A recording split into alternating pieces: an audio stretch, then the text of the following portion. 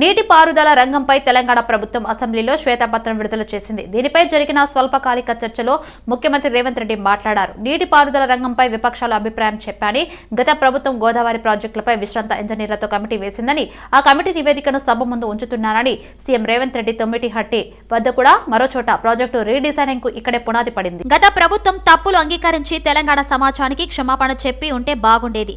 వారు చేసిన తప్పులను అంగీకరించి సలహాలు ఇస్తే కొంత మేరకైనా సమాజం అభినందించేది. తప్పులు అంగీకరించకుండా ఎదురుదాడి చేస్తున్నారు. మంత్రి పవర్ ప్రెజెంటేషన్ ఇస్తే తప్పుల తడక అంటున్నారు. చేసిన తప్పులను కప్పిపుచ్చుకునేందుకు తీవ్ర ప్రయత్నం చేస్తున్నారు అని రేవంత్ రెడ్డి మండిపడ్డారు. ఇట్లాంటి పరిస్థితుల్లో ఇంకా కూడా ఈ రకమైన మొండి వాదనలు, తొండి వాదనలు వద్దు హరీష్ రావు గారు. జరిగిన తప్పులు సరే, విజిలెన్స్ అండ్ ఎన్ఫోర్స్మెంట్ నివేదికిస్తే వాళ్ళని తిట్టివి, కాగ్ నివేదికిస్తే వాళ్ళను ఆరోపణ చేస్తేవి, వాస్తవాలను చెప్తే మా మీద దాడి చేస్తేవి. మరి మీరు నియమించుకున్న అధికారులు ఇచ్చిన నివేదికని ఇది కూడా తప్పుడు నివేదికనే అధ్యక్ష. 4 సార్లు ప్రాజెక్టుకు శిలాపలకాలు వేసిండ్రంటారు, మంచిదే. ఫస్ట్ ప్రాణహితనే ఉండే, చేవెళ్ళ చెల్లమ్మ అడిగితే చేవెళ్ళ దగ్గరకు వచ్చింది. శిలాపలకం వేయొద్దా? ఇవాళ వారి పక్కనే ఉంది కదా చేవెళ్ళ చెల్లమ్మ. ఎందుకు ఆ అక్క కూడా చెప్తలేదు హరీష్ నువ్వు మాట్లాడేది తప్పని? చేవెళ్ళ ప్రాజెక్ట్ ఆగిపోతే అక్కతో పాటు మేము కూడా ధర్నాకు పోయి లోపలికి దిగినాం కదా. వీళ్ళు వచ్చినాక దుర్మార్గం జరిగింది. చంద్రశేఖరరావు ముఖ్యమంత్రి అయినాక దుర్మార్గం జరిగింది.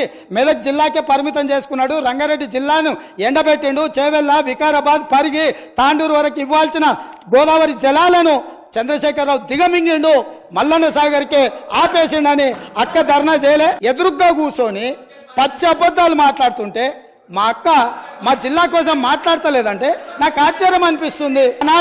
ఆనాడు దీక్షలు చేసి, ధర్నాలు చేసి, ఆనాడు రాజశేఖర రెడ్డి గారిని ఒప్పించి మెప్పించి చేవెళ్లలో శిలాపలకం వేసి ప్రారంభోత్సవాలు చేసి 100 కోట్ల రూపాయల పనులు చేసి ఆ పనులను అర్ధాంతరంగా వదిలేస్తే దీక్షలు ధర్నాలు చేసిన శ్రీమతి సబితా ఇంద్రారెడ్డి గారు ఈరోజు మౌనంగా హరీష్ రావు గారిని సమర్థిస్తున్నారు అంటే ఇది తెలంగాణ సమాజానికి మంచిదా అని తమ ద్వారా నేను అడుగుతున్నా అధ్యక్ష. ఎదురుగా ఉండి 6 అడుగులు నిలబడి ఆయన అబద్ధాలు చెప్తుంటే అక్క ఒక్క మాట కూడా తమ్మి ఇది తప్పు అని అనకపోతే ఎట్లా? అక్క బాధ్యత ఏంది? అక్క బాధ్యత ఏంది?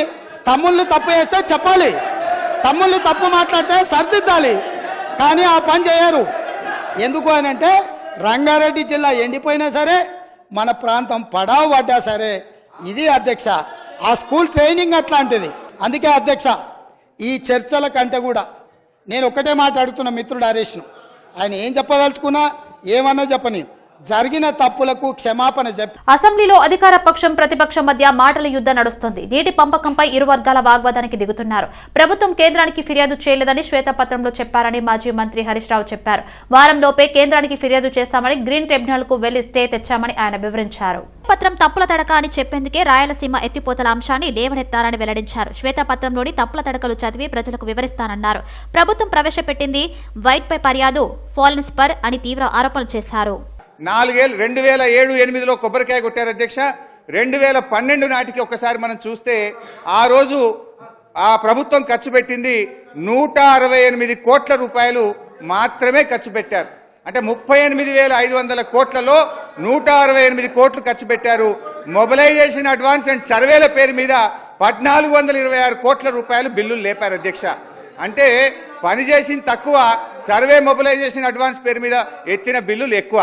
ఈ విషయాన్ని కూడా గౌరవనీయులైనటువంటి మంత్రి గారు చెప్పుంటే బాగుండేది అధ్యక్ష. జిల్లాలో 2 పొడుగు మంత్రులు ఉన్నారు, ఆ సొరంగం చదువుతలేదు. రేపు తెలంగాణ ప్రభుత్వం వస్తుంది, కుర్చీ చేసుకుంటా, ఇక్కడనే కూర్చుంటా, ఇక్కడనే పండు కూడా అన్నాడు. ఒక్క అడిగినా 10 ఏళ్ళు అయింది అధ్యక్ష, 10 కిలోమీటర్లు పూర్తి చేయలేదు. 10 ఏళ్ళు అయింది, 10 కిలోమీటర్లు పూర్తి చేయలేదు. నిజంగా అది పూర్తి చేసి ఉంటే మాకు ఇవాళ గ్రావిటీ ద్వారా మాకు ఇవాళ రాయలసీమ లిఫ్ట్ ఇరిగేషన్ రాకపోతున్నాయి, పోతిరెడ్డిపాడు కెపాసిటీ పెరగకపోతున్నాయి, మా నల్గొండ జిల్లా ఇవాళ ఎండకపోతుండే. కనీసం ఇవాళ తాగునీళ్ళు 4 లక్షల ఎకరాలకు శాశ్వత పరిష్కారం, ఫ్లోరైడ్ పరిష్కారం అయ్యేది. వీళ్ళ మూలాన సొరంగాన్ని పక్కన పెట్టి ఈయన ప్రాజెక్టులు డిలే అయింది, అయితే డిలే అయింది అధ్యక్ష. ఒకటి నీ సబ్జెక్ట్ మాట్లాడుతున్నా, నీ సబ్జెక్ట్ మాట్లాడుతున్నా. ప్రాణాయితే డిలే అయింది. అవును సార్ అధ్యక్ష, మేము ప్రాణాయితే చెప్పినాం, ప్రాణాయిత గురించి చెప్పినాం సార్ దగ్గర. ఒక నిమిషం, మేము ఆ రోజు మీ అదే తుమ్మిడిగట్టు దగ్గర మీరు మహారాష్ట్ర పోయి మీ బంధువు అక్కడ గవర్నర్గా విద్యాసాగర్ రావు గారు ఉన్నారు, ఆయన పట్టుకొని ఒప్పించి అన్నారం సుందిల్లా మేడిగడ్డ పేరు ఒకరించే సార్ మీరు 3 లిఫ్టులు పెట్టి ఒకదాని మీద ఒకటి లిఫ్ట్ పైకి తీసుకొచ్చి మళ్ళీ కిందికి వదిలిపెట్టి మీ కమిషన్ల కోసం కాళేశ్వరం ప్రాజెక్ట్ కట్టు. గత ప్రభుత్వం పేద ప్రజల అవసరాలను గుర్తించి షాదీ ముబారక్, కళ్యాణ లక్ష్మి వంటి వివిధ పథకాలను ప్రవేశపెట్టిందని సికింద్రాబాద్ శాసనసభ్యులు తీగుల పద్మారావు గౌడ్ అన్నారు. సికింద్రాబాద్ నియోజకవర్గానికి సంబంధించి 89 మందికి కళ్యాణ లక్ష్మి, షాదీ ముబారక్ ముఖ్యమంత్రి సహాయ నిధి చెక్కులను సీతాఫల్ మండి క్యాంపు కార్యాలయంలో పద్మారావు గౌడ్ పంపిణీ చేశారు. నూతన ప్రభుత్వం ప్రజా సంక్షేమానికి సంబంధించి చేసిన హామీలు నెరవేర్చాలని పద్మారావు గౌడ్ సూచించారు. సికింద్రాబాద్ నియోజకవర్గం పరిధిలో నిరంతరం తాము ప్రజలకు అండగా నిలుస్తున్నామని అన్నారు. అనంతరం మాజీ సీఎం కేసీఆర్ జన్మదిన వేడుకలు ఘనంగా నిర్వహించారు. ఈ సందర్భంగా పద్మారావు గౌడ్ కేక్ కట్ చేసి కేసీఆర్ కు పుట్టినరోజు శుభాకాంక్షలు తెలిపారు. బాణసంచ కాల్చి స్వీట్లు పంపిణీ చేసి వివిధ సేవా కార్యక్రమాలను పద్మారావు గౌడ్ ప్రారంభించారు. కార్యక్రమంలో కార్పొరేటర్లు, నేతలు, కార్యకర్తలు పాల్గొన్నారు. భారత రాష్ట్ర సమితి అధ్యక్షులు కల్వకుంట్ల చంద్రశేఖరరావు జన్మదినం సందర్భంగా సీతాఫల్ మండి కార్పొరేటర్ సామల హేమ నాగమల్లగమండు శ్రీ వెంకటేశ్వర స్వామి ఆలయంలో ప్రత్యేక పూజలు నిర్వహించారు. ఈ సందర్భంగా గత 10 సంవత్సరాలుగా ముఖ్యమంత్రిగా రాష్ట్రాన్ని అభివృద్ధి పథంలో నడిపించిన నాయకుడు కేసీఆర్ అని కార్పొరేటర్ అన్నారు. కేసీఆర్ నిండు నూరేళ్ల ఆయురారోగ్యాలతో ఉండాలని కార్పొరేటర్ సామల హేమ అన్నారు. ప్రజాసేవలో ఉండాలని ఆ వెంకటేశ్వర స్వామి వారిని కోరుకుంటున్నట్లు కార్పొరేటర్ తెలిపారు. ఈ కార్యక్రమంలో బీఆర్ఎస్ సీనియర్ నాయకులు, వెంకటేశ్వర స్వామి ఆలయ ఫౌండర్ నోముల ప్రకాష్ తదితరులు పాల్గొన్నారు. జీహెచ్ఎంసీలో పనిచేస్తున్న శానిటేషన్ కార్మికుల కోసం చేపడుతున్న పథకాల అమలును జాతీయ కర్మచారి చైర్మన్ వెంకటేశన్ సమీక్షించారు. ఈ సందర్భంగా జీహెచ్ఎంసీ వివిధ విభాగాలలో శానిటేషన్ వర్కర్స్, సఫాయి కర్మచారి అసోసియేషన్ ప్రతినిధులు చైర్మన్ కు వినతి పత్రాలు సమర్పించారు. ముఖ్యంగా శానిటేషన్ వర్కర్స్ కు ప్రభుత్వం అందిస్తున్న సేవల గురించి అడిగి తెలుసుకున్నారు. 7 సభ్యులతో గ్రూప్ ఏర్పాటు చేసినట్లు, ఒక్కొక్క గ్రూప్ కు ఒక లీడర్ ఏర్పాటు చేసినట్లు, 3 గ్రూపులకు ఒక ఎస్ఎఫ్ఏ ఉంటారని నిర్ణీత వ్యవధిలో వేతనం చెల్లిస్తున్నామన్నారు కమిషనర్. ఉదయం 5 నుండి 6 గంటల వరకు హాజరు కావడానికి సమయం ఇచ్చినట్లు తెలిపారు. ప్రమాదవశాత్తు కార్మికులు చనిపోతే 8 లక్షల రూపాయలు అందిస్తున్నట్లు తెలిపారు. ఈ సందర్భంగా మీకోసం మీ సమస్యల పరిష్కారానికి వచ్చినట్లు చైర్మన్ వెంకటేశన్ అన్నారు. All India Catholic union working committee సమావేశాలు తార్నాకలోని సత్యోదయం రీట్రీట్ సెంటర్లో ఘనంగా ప్రారంభమయ్యాయి. దేశంలో కొంతకాలంగా క్రిస్టియన్లపై దాడులు పెరిగాయని ఆవేదన వ్యక్తం చేశారు. దేశంలో చురుకుగా ఉన్న కొన్ని విద్రోహ శక్తులు రాజకీయాలు చేస్తున్నాయని ఆరోపించారు. దేశంలో నెలకొని ఉన్న శాంతికి భంగం కలిగించేందుకు వారు ప్రయత్నిస్తున్నారని అన్నారు. అనవసరమైన అంశాలలో క్రిస్టియన్ మత గురువులు, సిస్టర్లను వేధిస్తున్నారని వాపోయారు. Catholic bishops conference of India గుర్తించిన తమ యూనియన్ దేశంలోని 16 మిలియన్ల క్యాథలికులకు ప్రాతినిధ్యం వహిస్తుందని చెప్పారు. 3 రోజుల పాటు జరిగే ఈ సమావేశంలో వివిధ అంశాలను చర్చించనున్నట్లు వివరించారు. The national president has already spoken with regard to the objectives why we are here, and if you look at a whole towards the country, the amount of mistrust that is being created is tremendous. We all as a civil servant, civil society working towards the betterment of the humanity need to condemn the forces of divisiveness that are working in the country. So this process of mediation, arbitration and reconciliation that we are here, we want to build up leaders who can take up the responsibility of trying and putting an end to the dispute even before it arises. So that is the whole idea, and while at the same time we will also be talking about the coming elections that are in front of us. Today we are having a program on arbitration, negotiation and mediation, where the Catholic community is seeking to create a pool of trained mediators in dispute resolution. I think the country needs healing today, especially when hate is being politicized, hate is being commercialized. We see various acts. Even recently there had been a case of vandalizing of a Methodist church. We see the issue in Mangalore. We see Manipur. These are all outcomes of hate being marketed as a policy. I think what our motherland needs today is a unifying force of love. And that's what the Catholic community has always stood for, to build the great nation that we all love so much. That's the small step we are taking today. We have an expert panel of, along with ADR and Knowledge Tree, to create this pool of mediators who will be the bridges of love. Greater Hyderabad municipal corporation LB Nagar zone Hayathnagar circle ఉప commissioner గా తిప్పర్తి యాదయ్య బాధ్యతలు స్వీకరించారు. ఆయనను తెలంగాణ మారడ ఐక్యవేదిక వ్యవస్థాపక అధ్యక్షులు బేరా బాలకిషన్ మర్యాద పూర్వకంగా కలిసి అంబేద్కర్ చిత్రపటం అందించి శాల్వతో సత్కరించారు. ఈ కార్యక్రమంలో తెలంగాణ మున్నూరు కాపు సంఘం నాయకుడు ఆకుల అరవింద్ కుమార్, తరంగ ఫౌండేషన్ ప్రెసిడెంట్ సిలివేరు వెంకట్ గౌడ్ పాల్గొన్నారు. భారతీయ జనతా పార్టీ తెలంగాణ రాష్ట్ర పార్టీ పిలుపు మేరకు BJP Mahila Morcha state executive member Renuka Mudraj ఆధ్వర్యంలో ఐఎస్ సదర్ డివిజన్ బాలాజీనగర్ లో బస్తీపాట కార్యక్రమం నిర్వహించారు. ఈ కార్యక్రమానికి ముఖ్య అతిథులుగా BJYM Yakutpura assembly convener Ragir Eshwar Yadav బస్తీ ప్రముఖులను కలిశారు. పార్టీ పటిష్టత కొరకు ప్రతి ఒక్కరూ బూత్ లెవెల్లో పనిచేయాలని, రాబోయే పార్లమెంటు ఎన్నికలలో ఎంఐఎం పార్టీని ఓడించి భారతీయ జనతా పార్టీ జెండాను ఎగురవేయాలని, దీనికి ప్రతి ఒక్కరూ సహకరించాలని వారు కోరారు. మూసీ నదిలో ఉన్న సుమారు 1000 సంవత్సరాల చరిత్ర కలిగిన శివాలయంకు సంబంధించి మహాశివరాత్రి సందర్భంగా అక్కడ ఏటా నిర్వహించే జాతర ఏర్పాట్లను స్థానిక కార్పొరేటర్ రంగా నరసింహగుప్తా అధికారులతో కలిసి పరిశీలించారు. 20 రోజులలో జాతరకు కావలసిన ఏర్పాట్లను, మూసీ నదిలో మెట్లు, లైట్స్, త్రాగునీరు, ఇతర ఏర్పాట్లు చేయాలని అధికారులను ఆదేశించారు. ఈ కార్యక్రమంలో sanitation inspector Mahender Reddy, engineering inspector Ratnasai, Ramky in charge Ravi, GHMC జవాన్ గణేష్ రెడ్డి మరియు జాతర నిర్వాహకులు కృష్ణారెడ్డి, ప్రభు, రాకేష్, బీజేపీ నాయకులు కమల్జీ, గోపినాథ్ మొదలగు వారు పాల్గొన్నారు. విద్యాబుద్ధులు నేర్పాల్సిన టీచర్ మైనర్ విద్యార్థినికి ప్రేమ పాఠాలు నేర్పి ఆమెను కిడ్నాప్ చేసి అత్యాచారం చేసిన ఘటన శంషాబాద్ మున్సిపాలిటీ పరిధిలో చోటు చేసుకుంది. ఆ కీచక టీచర్ ను అరెస్ట్ చేసిన పోలీసులు కటకటాలోకి నెట్టారు. నిజామాబాద్ ప్రాంతానికి చెందిన సూర్యాదీప్ అనే కీచక టీచర్ శంషాబాద్ లోని ఓ కాలేజీలో లెక్చరర్ గా చేరాడు. అదే కాలేజీలో చదువుతున్న ఓ మైనర్ బాలికకు ప్రేమ పేరుతో మాయమాటలు చెప్పాడు. మైనర్ బాలికను కిడ్నాప్ చేసి నగరానికి తీసుకువెళ్లి ఆమెపై అత్యాచారానికి ఒడిగట్టాడు. విషయం కుటుంబ సభ్యులకు తెలియడంతో పోలీసులను ఆశ్రయించి ఫిర్యాదు చేశారు. కేసు నమోదు చేసిన పోలీసులు విచారణ చేపట్టిన నిందితుడు సూర్యాదీప్ ను అదుపులోకి తీసుకుని అతనిపై కిడ్నాప్, ఫోక్సో యాక్ట్ కింద కేసు నమోదు చేసి రిమాండ్ కు తరలించారు. మధురనగర్ పిఎస్ లోని Srinagar colony BRS party division అధ్యక్షుడు అప్పు ఖాన్ ను అదుపులోకి పోలీసులు తీసుకున్నారు.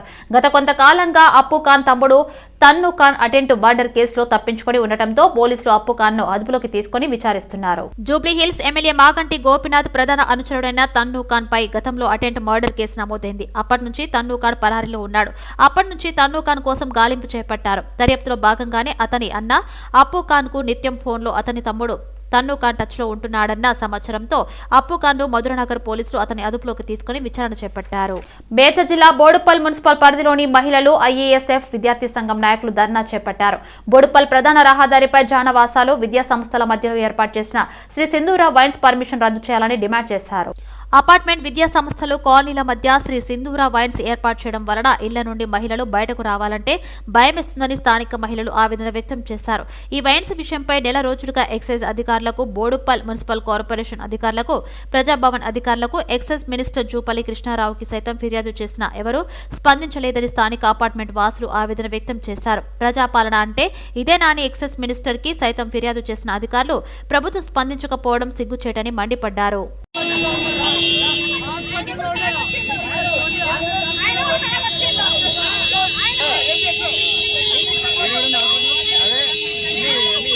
తెలంగాణ మలిదశ ఉద్యమానికి ఊపిరిదిలిన పోరాట యోధుడు అమరవీరుడు సర్దార్ సిరిపురం యాదయ్య జయంతి వేడుకలు ఘనంగా జరిగాయి. శ్రీకాంత్ ఆధ్వర్యంలో కొత్తపేటలో యాదయ్య విగ్రహానికి పూలమాలలు వేసి ఘనంగా నివాళులర్పించారు. తెలంగాణ పోరాటంలో సిరిపురం యాదయ్య సేవలు మరవలేనివని శ్రీకాంత్ అన్నారు. తెలంగాణ ప్రజల కోసం పోరాటంలో ప్రాణాలను అర్పించిన గొప్ప వ్యక్తి సర్దార్ సిరిపురం యాదయ్య అని శ్రీకాంత్ తెలిపారు.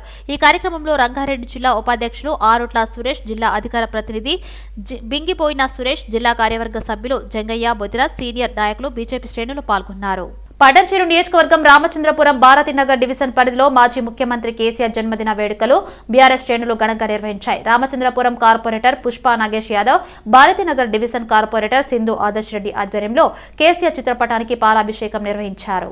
అనంతరం ఈఎస్ఐ హాస్పిటల్లో రోగులకు పండ్లు పంపిణీ చేశారు. తెలంగాణ రాష్ట్ర ఏర్పాటుకు పోరాటం చేసిన కేసీఆర్ గొప్ప ఉద్యమ నాయకుడు అని కొనియాడారు. తెలంగాణ జాతిపితగా పేరు పొందిన కేసీఆర్ మరెన్నో పుట్టినరోజులు జరుపుకోవాలని కార్పొరేటర్ పుష్ప నాగేష్ యాదవ్ కోరారు. ఈ కార్యక్రమంలో బీఆర్ఎస్ నాయకులు, మాజీ కార్పొరేటర్ తోంట అంజయ్య, పరమేష్ యాదవ్, గోవింద్ యాదవ్ తదితరులు పాల్గొన్నారు. తెలంగాణ ప్రజా సంఘాల JAC chairman Gajjala Kantham, OU JAC chairman Pidamarthi Ravi ఆధ్వర్యంలో లకిడికపుల్లో తెలంగాణ ఉద్యమకారుల ఆత్మీయ సమ్మేళనం రౌండ్ టేబుల్ సమావేశం నిర్వహించారు.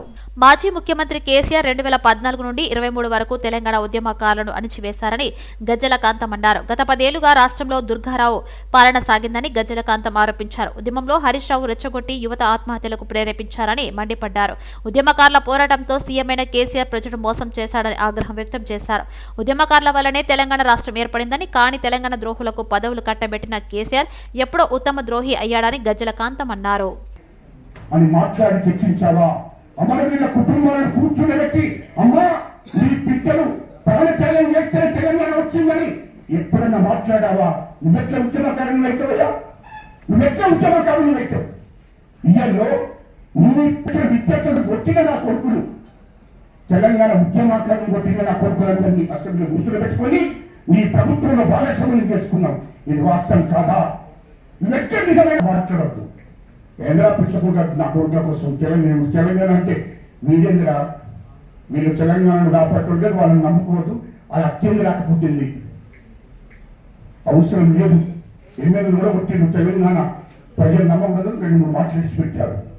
అప్పటి నుండి 6 నెలలు ఇచ్చామన్నారు.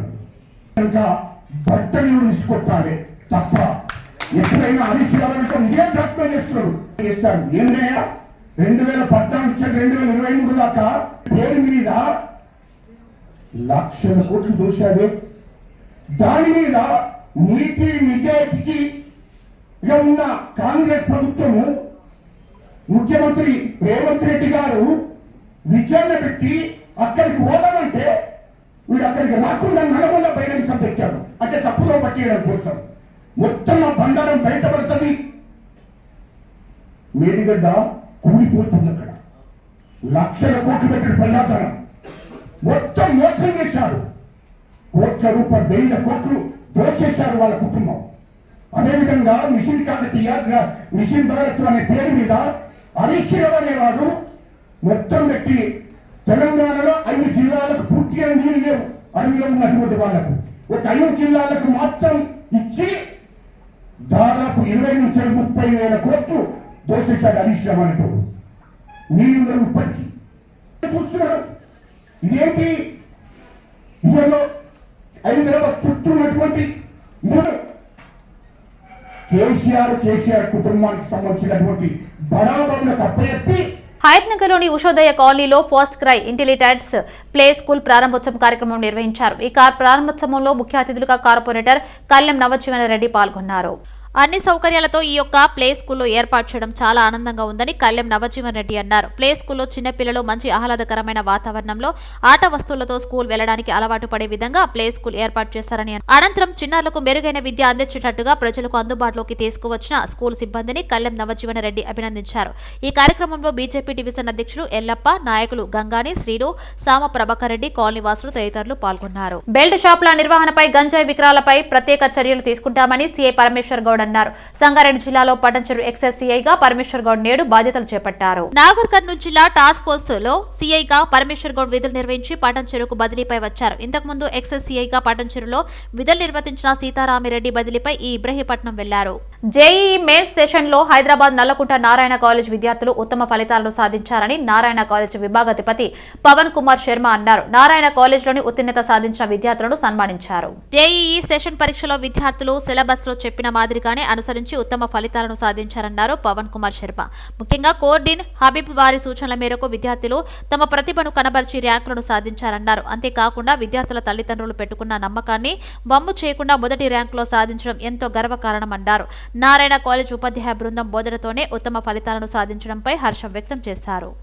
మా కోర్ డీన్ హబీబ్ సార్ తరఫున మేము ఇక్కడ ఈ సక్సెస్ మీట్ని సెలబ్రేట్ చేసుకుంటున్నాం. మాకు 99.9% లోపల 9 మంది పిల్లలు వచ్చారు.